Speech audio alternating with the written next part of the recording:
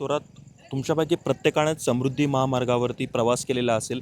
समृद्धी महामार्गाच्या वरचा प्रत्येकाचा अनुभव तुमचा वेगळा असेल. मात्र मी माझा एक वेगळा अनुभव तुम्हाला सांगणार आहे.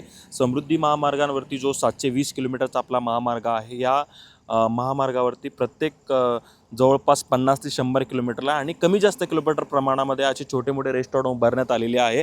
आणि या रेस्टॉरंटवरती चहा कॉफ्यांसह जेवणांची देखील खरं तर इकडे रेस्टॉरंट उभारण्यात आलेले आहे. मात्र या सगळ्या रेस्टॉरंटवरचं जे रेट कार्ड आणि जे तुम्ही दर बघितले तर हे अतिशय सर्वसामान्यांना थक्क करणारे रेट आहे. कारण समृद्धी महामार्गावर मी आत्ता सिन्नर जवळच्या एका टोल प्लाझावरती थांबलो होतो आणि इथे मी आत्ता एक कॉफी घेतली होती आणि त्या कॉफीचा रेट हा जवळपास 82 रुपये पर्यंत आहे. त्यामुळे चहाचा देखील मी रेट बघितला, तो देखील 100 रुपयांच्या घरात आहे.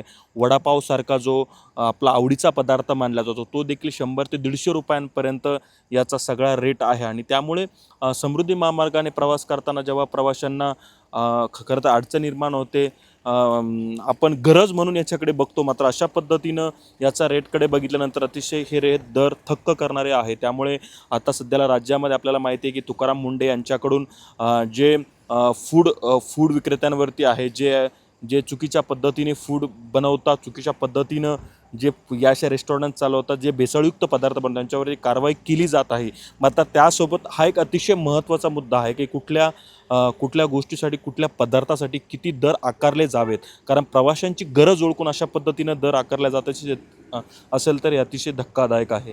धन्यवाद.